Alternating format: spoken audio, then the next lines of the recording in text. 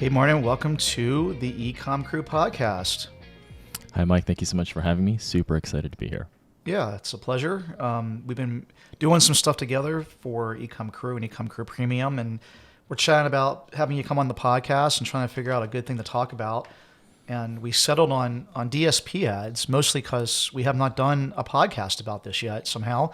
400 and whatever episodes into this, 450 something or 60 something. It's the long game. It's the long game. It's a long game, yeah. So we, I guess when we first started the podcast, to be fair, DSP didn't exist. Correct. So it is a relatively new functionality within Amazon. Basically, ads that you only can get access to through an agency or a couple other ways. So we'll talk about that. But let's first start by, I guess, just defining what is DSP. What does it stand for, and why is it different than Seller Central ads? Absolutely. So DSP stands for Demand Side Platform. And the difference between DSP and your regular Seller Central PPC focused campaigns is that the focus of DSP is really to increase awareness of your brand by allowing you to programmatically purchase ads like you would through Facebook, like you would through Google Ads.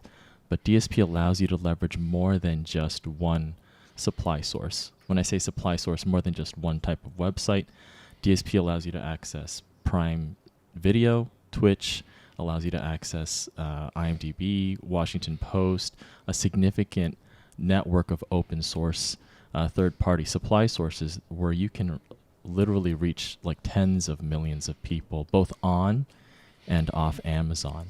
And unlike Amazon ads, you can only really target traffic towards your Amazon listing or product, whereas DSP, you can actually direct traffic towards your .com as well.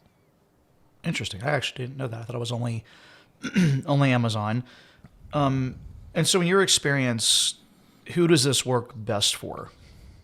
So DSP, let's start off with the difference between, say, sponsored display and DSP, because some might say, well, sponsored display allows me to leverage off Amazon as well. Right. True. But the way that metrics are designed and the functionality of sponsored display is cost per click, whereas DSP is cost per mil, which is per 1,000 impressions.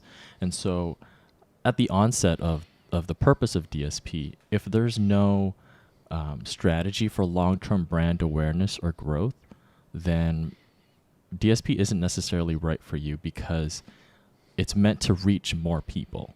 Right now, there are certain business models and certain products that work well if you're a CPG and you're just focused on the middle or the bottom of the funnel, that you don't really necessarily always want to bring in new to brand, right? People who are aware at the top of the funnel, then you slowly bring them down.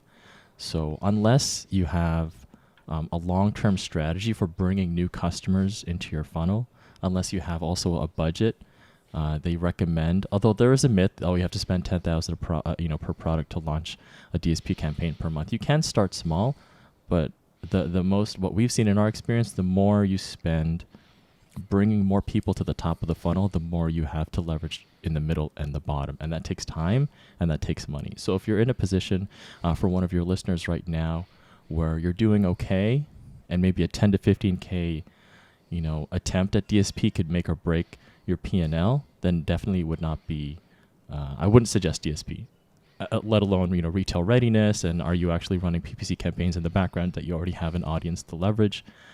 So there's definitely a lot of factors. It's not a silver bullet, but if done effectively, it can be super duper lucrative for sure. Yeah, and one of the ways that I would kind of also quantify this, I think that if you're seeing brand searches, it's probably a good fit for you. Like I look at Color It as, for instance, when we still own that brand, the number one search term to our website where people are searching our brand name, you could see that it was a keyword on Amazon. People were searching Color It. I think for a brand like that, there's a much higher likelihood of it working really well versus ice wraps, which, just unfortunately, just being transparent, we don't really have those types of searches for. And it probably isn't worth us putting the effort into trying to get those types of searches because it's just it's a lower margin one-time type purchase. And so if you have a type of company where you've been working on branding, you have the ability to sell somebody more than one thing or sell them the same thing over again, there's a much higher likelihood of it working. Absolutely. And we did, for full transparency, did do some testing for ice wraps. We kind of speculated it wouldn't work very well, and it didn't. But you have shared with me, some statistics of people it has been working for, and almost all the brands that it is working well for kind of fit the criteria that I just kind of laid out and that you laid out. And I mean, some of the results are just absolutely incredible. So let's maybe talk about some of the ROIs that you've seen on the high end. So if somebody's listening around, they're like, hey, I love what Mike and Martin are talking about. I want to start DSP. How do I get access to it?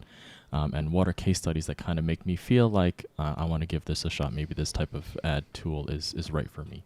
So you can definitely do DSP, what you would call self-service, where you would have access to the DSP console. If you've never heard of DSP before, I would 100% not recommend going down that route. You're going to burn a lot of money. It's going to be very, very granular and very, very intricate, and it's going to be super duper intimidating. So if you've never heard of DSP before, you don't have a PPC or a data analytical background, I would stay away from self-service absolutely. Your second option is going through Amazon or going through an agency like us at Cell Universe that has what you would call a DSP seat. Essentially what that means is whether it's Amazon or an agency like us, we would provide managed service for you for a percentage of your ad spend.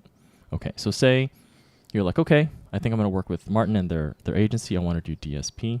Can you talk about a situation where you implemented DSP successfully, which goes to your question? So we had a client. They sold.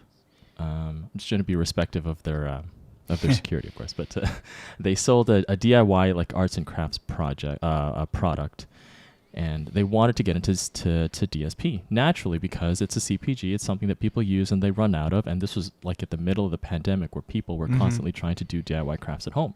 So DSP made sense for them, and they definitely had the budget for it. Here's where the problem was.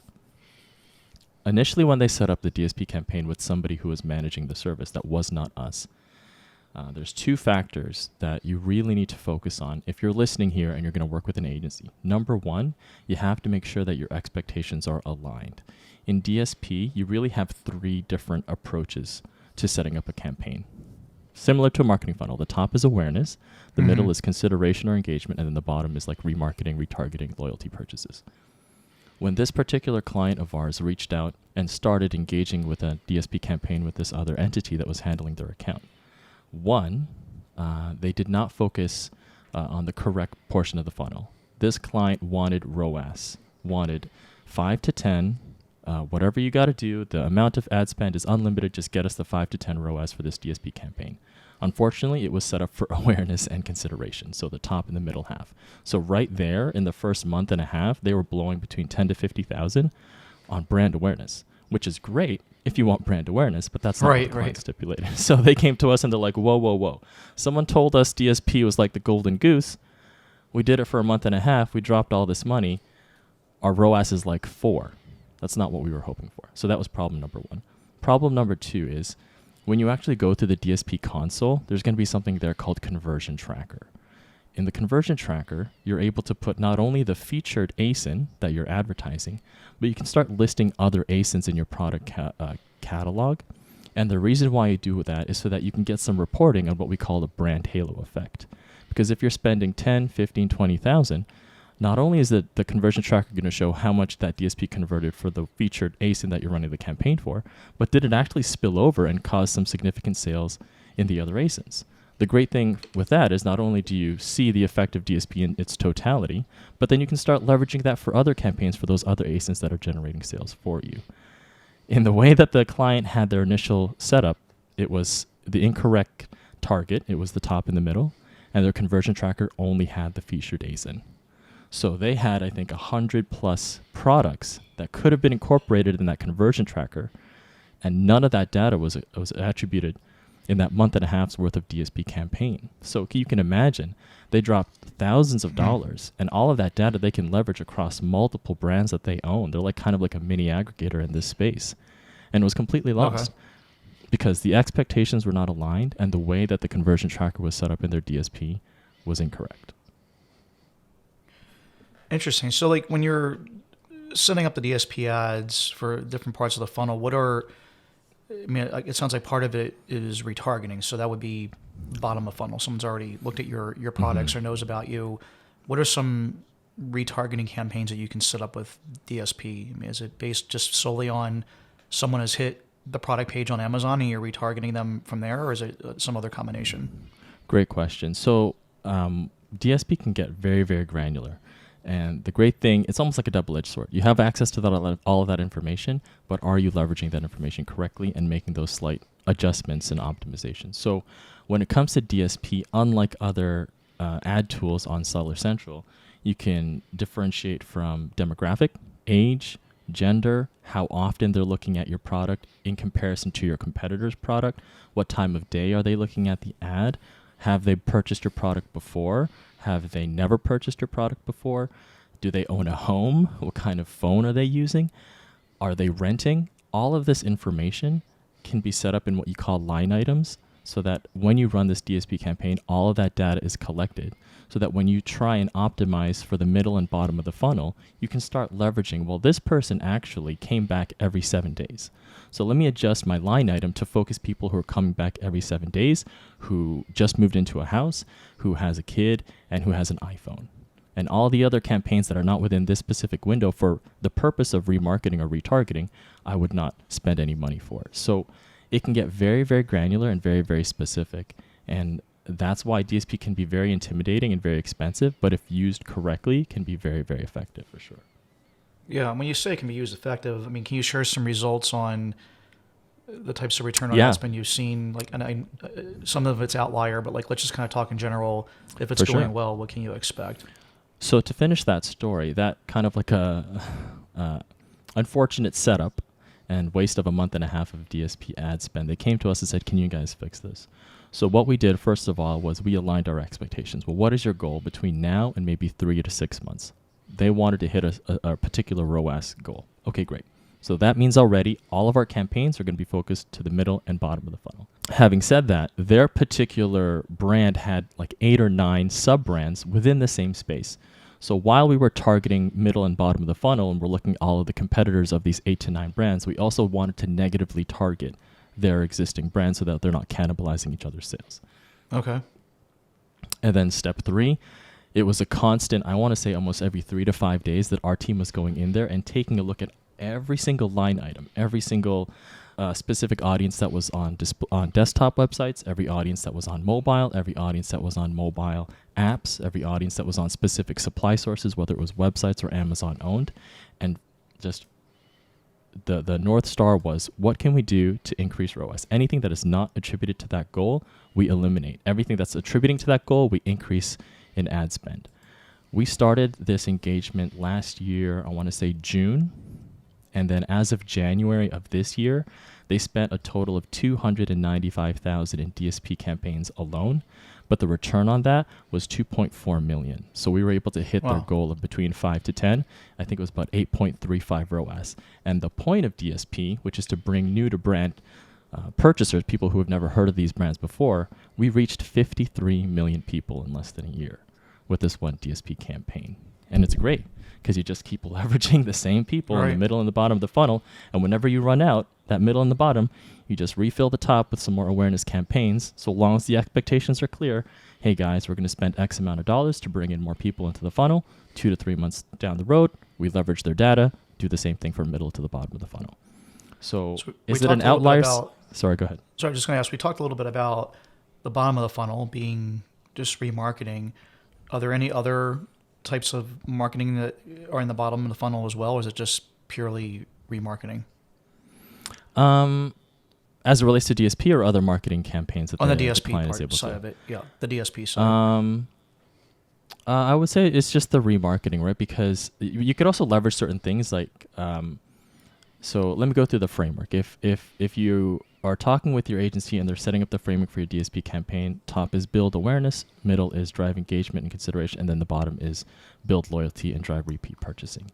In the creatives of your ads, you want to start adjusting depending on which portion of the funnel you are to certain creatives that are leveraging wanting to buy again. Hey, we've got this new feature. Hey, if you buy this, you can get an additional discount. Hey, if you buy this, we have a new subscribe and save option for you.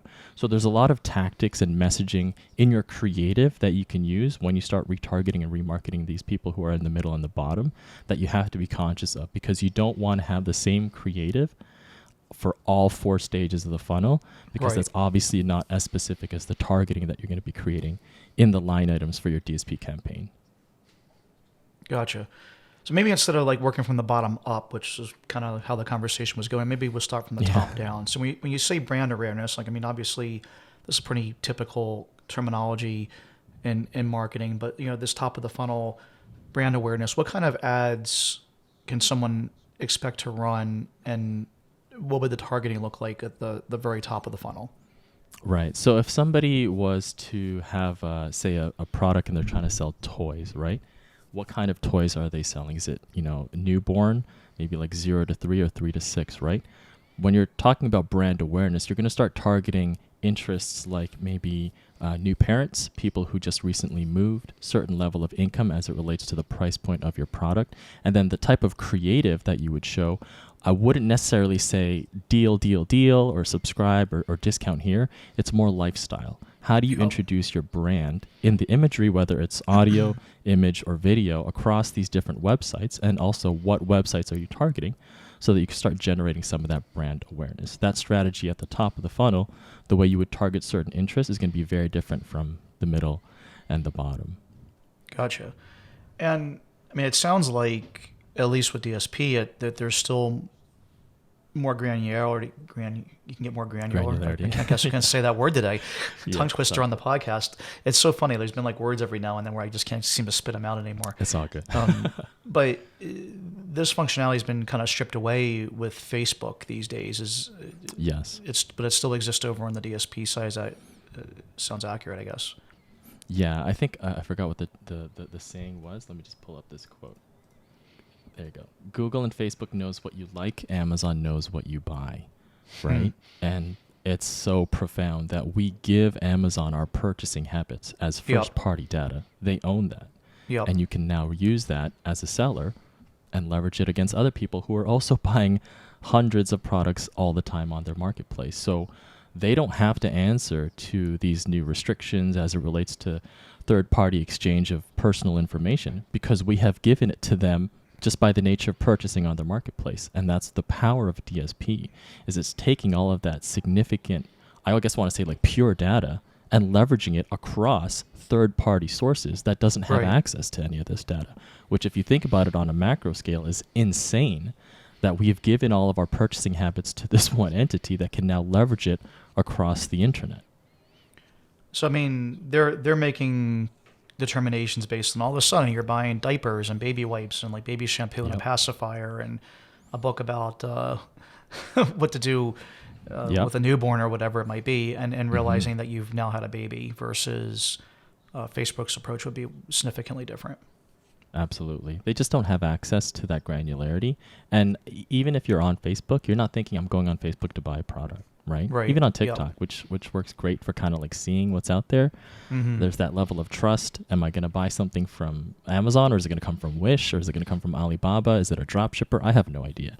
But as soon as you see that it's linked to something that has a Prime badge, I'm going to get it in 2 days. All right, I think I'm going to do that. Makes sense. Yeah. And so when you think about middle of the funnel, what are the opportunities with DSP there? So great question. When it comes to the middle of the funnel, what we're talking about here in terms of KPIs, so top of the funnel, your main KPI is how many people are you reaching, and new to brand buyers. So if you're running a top of the funnel campaign, you're not looking at ROAS, you're looking at who is coming new and buying it for the first time, and who are you reaching.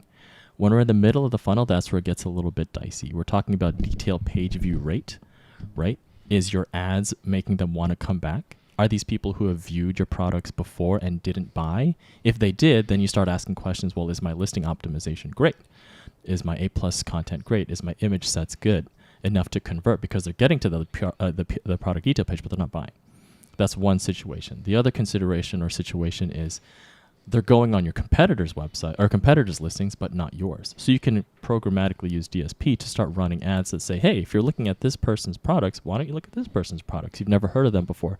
These are the middle of the funnel tactics that, again, is not necessarily ROAS focused, because you're trying to get them to that conversion stage at the bottom. You're trying to get them to actually purchase it and sway them. And I think there was a recent statistic. Let me just pull this up here real quick. 58% of consumers are shopping around and switching brands. So actually, more often than not, people are more likely to switch brands depending on what they see on Amazon and whatever product that they're searching for. And the ability to use the data that DSP allows you to leverage to spark that switch, because you know so much about what they're looking for, what their interests are, how many times they've been on the website, what kind of websites they've been on, is a very, very powerful tool if you know how to leverage it correctly. And once you get that switch and you have them as a loyal customer, especially if you're a CPG, especially if there's repeat purchases built in because it's going to be used up after a week, hand over fist. So if you're Pampers, diapers or whatever, you can be targeting people that were on the Huggies page but didn't buy your stuff. Absolutely. And the great thing about Amazon, absolutely. And the great thing about Amazon, right, and especially for FB sellers and especially for your audience, is it almost levels the playing field. Huggies spent 30, 40 years building up that brand value, that brand voice, that brand authenticity. But if you come in with a fantastic fire brand and brand voice, you have a great, passionate social media following and community. It doesn't have to be in the tens of millions. But if they're constantly buying your product at a rate in which your DSP is able to leverage that middle and bottom of the funnel, then in comparison to Huggies, you're actually doing better because they've spent such an absorbent amount of money just to be a name brand, whereas you're just crushing it just under the radar because you're targeting the right people using DSP as the tool to generate the middle and the bottom of the funnel repeat purchases. Does that make sense? Yeah, absolutely. Yep. So in terms of success rate with DSP, I mean, you guys have worked with hundreds of clients at this point doing DSP. It's definitely your mileage might vary kind of platform. And yes, what are you seeing definitely. in terms of the number of the percentage of people that stick with it and are able to run it profitably versus the ones that don't?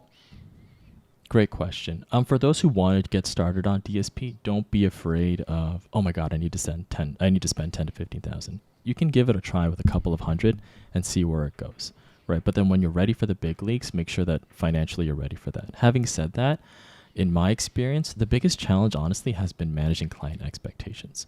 Many times you're dealing with, middle to, top middle management who gets e-commerce, who gets you spend in order to, spending online versus spending marketing on wholesale distribution are two completely different things. But the ones who are at the top, who make the decisions for these middle management account counterparts that we deal with, are so focused on the profitability. But is the ROAS 10? We need the ROAS to be 10. Oh, right. It's 8? Why did it go down by 2? Oh, because we're trying to build brand awareness. Okay, now let's go back to ROAS. But in 6 months, we're going to run out of people to remarket because it's the exact same people. I know, but I want 10 ROAS. I would say that's the number one challenge, is being able to explain, because it's such a big investment, especially when you get to those who are spending hundreds of thousands a month, that, hey, if the ROAS dips, it's because of this strategy. It's because we're trying to bring new to brand. And by 6 months down the road, that top becomes middle, that middle becomes bottom. Your ROAS will then go up because we're looking at different KPIs. If your new to brand is 0, but your ROAS is 10, you're not in a good situation at all, because then nobody new is learning about your product. I would rather have a 6 to 8 ROAS and like 70% new to brand, because I can grow that ROAS. There's more people being aware of my product versus nobody. And I think that's our biggest challenge right now as an agency is managing client expectations because the DSP spend is so high. Mm-hmm. Yeah, I mean, our spend, we gave it a shot for 10K. I mean, just elected not to renew. I mean, we kind of knew that going in, but again, I wish we still had Colorate or a brand like that where I think it's kind of a shoo-in. Yeah. Yes, absolutely. And you know what? Sense. Kudos to you, and I appreciate, we gave it a try. If anybody out there is in the midst of a DSP campaign and, take the time to really not only listen to this podcast, listen to a lot of other Mike's episodes and do a little bit of DSP research, so that whenever whoever's providing that consultation to you, that agency advice, like, hey, we're doing great, let's just keep going, and be armed with your own information so that you can actually, maybe they're giving you the right advice, fantastic. But if they're not, then, unfortunately you might be strung along a 6-month down the road campaign that costs you $70,000 and it's not aligned with your goals. DSP, just like anything, can run, amok if you don't know what's happening, and you put 100% of your trust to the one who's managing it, and you may not have visibility on what's happening. Yeah. And so just to follow up on that question again, I mean, like what percentage of people, just kind of in general, or brands, I should say, or that you've worked with are seeing success when you give a DSP a shot for them? To your point, right, DSP is relatively new. I think it's still qualified as beta, and it's only recently been launched like last year, like mid to late last year. So it is relatively new. But in terms of success, the ones that we've initiated campaigns for, including ice wraps, right, I would say 60 to 75% retention on DSP, whether that's 50 to 150,000 a month or going back down to 5. The longevity of DSP campaigns is really dependent on that client and service trust. When they understand the ebbs and flows, when we can ride out the ebbs and flows correctly, and we adjust the strategy according to whatever goal the client may have in that particular quarter, then that's where we see a healthy DSP relationship. Because there's things you can't predict. You know, here we go again, another supply chain shortage. Here we go again, China's back. You know what I mean? And it's like, what if 2 months ago you're like, man, summer's when we crush it on DSP, let's order 100,000 crates, and then everything shuts down, and then they're like, why did you spend 100,000 on DSP? Well, it's because there are certain things that happened that was meant to kick in now, like the middle or bottom of the funnel strategy, because we brought in all this awareness, and then where's the inventory? Yeah, it's not there. We're still waiting. It hasn't docked. It hasn't been received at the warehouse. So long as that relationship is strong, the line of communication remains consistent and honest. And I'm thankful that we have that when we were able to work on ice wraps, irregardless of the result. Then I think for your listeners, establishing that level of trust with whoever provides your DSP service is critical, because it's a lot of money and you want to make sure it's always aligned with your goals. Yeah, absolutely. I mean, and ice wraps, I mean, just for full transparency, I mean, it's at a point where we're having a hard time running any ads profitably at this point, just because the competition has increased so much and the cost per click is just so out of control. I actually think that lots of people are, losing money and don't know what the heck they're doing, I guess, at this point, because competition is just gotten so out of control. Honestly. I mean, it's nuts, but... I don't know if you want to cut this out of the podcast, Mike. I'm just going to say, with regards to ice wraps, you wanted us to hit 25 ACOS. We're at 14. You want us to hit 8 ACOS, and we're at 8.7. So yeah, no, I mean, it's tough. I mean, I've seen the CPCs, cost per click, go from pennies to many dollars, and it's crazy because these are products that are selling for $15, and so it's true. You don't need to do very well at math to understand that that's just never going to work. It's true. And you know what? This might be a little bit outside of our topic for today, but you have a significant amount of aggregator players in this space that have super deep pockets. And whether they know how to use that money very strategically or whether they don't, they can try and run people out of their category at a loss just because I want you out of my category, right? They can position. There's so many things that are happening in the background with players who have deep ad spend pockets that messes up the algorithm in so many different ways. And that's just the nature of the game, because that's their play, right? They're trying to own their own monopoly real estate of FBA space. So those are just things that we have to factor in. We can't always control. Yeah, makes perfect sense. We've seen that happen, and it feels like in real time, with especially for that brand. So. Yes. Cool. So if people are interested in DSP and maybe want to have you run that for them, what's the best way for them to reach out and get a hold of you? I think right now, if you're listening and you've been a long-time listener of Mike, first of all, I really appreciate you having us on the show. Hopefully this isn't the last time. I'd love to bring one of our DSP experts so we can go even more granularity about. Because what if somebody listens to this, they're like, you know what, I want to try self-service. Then maybe we can record an episode and walk them through the console and teach them, in terms of like uncapped frequency, conversion trackers, different goals and interest and line items, such like that. But if you're listening right now and you think, hey, I want to give DSP a shot, our website is selleruniverse.agency. And honestly, if we get into a discovery call, the first question is, are you retail ready? What do your listings look like? Have you been spending enough PPC to have a healthy audience to leverage DSP? Because if question 1 and 2 is no, then we're not going to have a DSP conversation. It would be unethical for me to set somebody up for DSP for like $20,000 a month if I know their detail pages are not ready for that level of awareness. Imagine if you barely have any images, you don't have a brand store registered, you don't have any A+, and then we brought 50 million impressions to your listing. Guess how much you're going to convert? Probably not much. Yep. Right. So if you're interested in DSP and maybe you're a little bit further down the line, your brand is doing really well and you want to take that next step. I call DSP like the infinity gauntlet of all marketing tools, because it is, but it can also demolish a universe.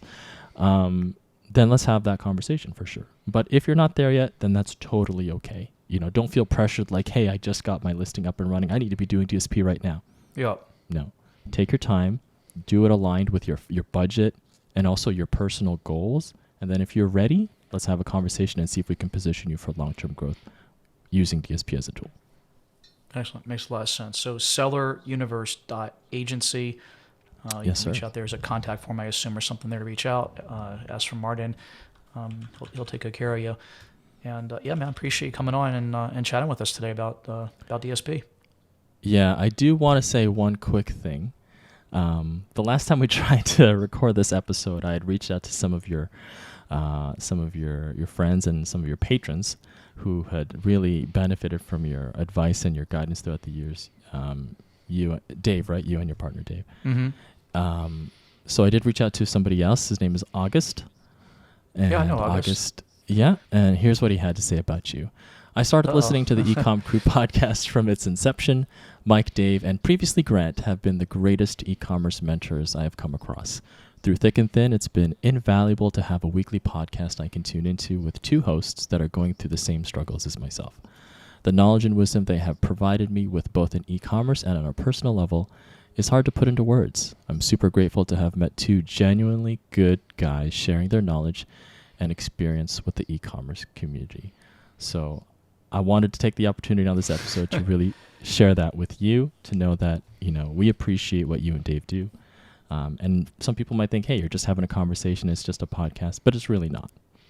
It's funny because I can't get someone to actually send me that testimonial directly, but indirectly it shows up in someone else's inbox. That's pretty funny.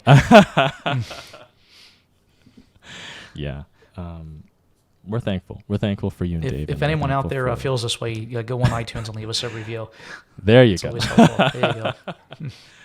I appreciate it. I need to get August to do that. He hasn't left that review on iTunes. That's awesome. Oh, he hasn't? No. I'll forward you the email. It's tough. But I get it. I mean, it's tough getting people from a podcasting medium to do anything online. But the times that I realize that people are listening, it doesn't matter. I just came back from Seller Summit. We're recording this basically right after I landed from that, and those are the times where you realize that people are listening, because you get dozens of new people that walk up to you that have been listening to you for years, and you've never heard of them, and you know nothing about them, but they know everything about you. It's always this really weird exchange. How does that make you feel when you awkward, see because the strangers? Definitely awkward, because right. I'm actually pretty introverted. And so it's always awkward for me. I push myself to do things like this and to go to these types of events, but definitely not my comfort zone thing. And yeah, it's definitely interesting, hearing from them directly or hearing a testimonial like this. August is someone that we've known just from the community for quite a while, and did meet in person years ago at one of our events overseas. And so I assume it's the same guy. That's not a very common name, so I assume that's who it was. But yeah, it's interesting. Absolutely. And question for you, Mike, you and Dave have been doing this for a minute now. When you hear these testimonials, does that inspire you to keep going? Does it make you feel like, man, at least I'm making a difference? What does that make you feel? It does. Yeah. I mean, it definitely does. I mean, there's definitely times when you're like, what the hell am I doing this for? And there's definitely been a little bit of that recently, just with a bunch of different things I don't want to get into right now, but everybody probably knows what I'm talking about. It's just why put yourself out there and make yourself exposed to this nonsense? And is it really, really helping anybody? And especially after a couple of years of being kind of all locked away and not seeing new faces on a regular basis, it definitely it can make you think that way. But yeah, like I said, being in person this last week and meeting a bunch of people I had never met before that do listen and had a lot of great things to say about it. It does keep you motivated. People always ask why, but the reality is that it feels good to help people. It's kind of a human instinct to feel good to, You see someone broken down on the side of the road, you want to go help them out. A lot of people just pass right by. There's a lot of people that'll do that too, but I'm the kind of person that would want to stop and help out, and it does feel good. And it does it in a way where it doesn't hurt you, which is so unique in the world. I mean, typically in business, if you're helping somebody in something that you're knowledgeable in and they want to do, then they're going to be a competitor to you. But e-commerce is so wide that it's pretty unlikely that they'll ever have a product that competes directly with you. And even if they do, I mean, it isn't like you're not going to have that anyway. And so it's a unique lane that we've been able to ride in. And yeah, it definitely feels worthwhile when you hear stuff like that, for sure. Well, coming from myself and for anybody who's listening, I've been in this space about a little bit more than 2 years now. I have never met anybody more open to sharing and giving and being willing to just network help than you, Mike, honestly. I receive an email from you sometimes once, twice a month, sometimes from people who are like, hey, Mike told me to get in touch with you. We need some help with some Amazon account management. And you don't have to do that. We don't pay you to do that. We don't rely on you like, hey, Mike, send us some more referrals. It's just something you do at the kindness of your own heart.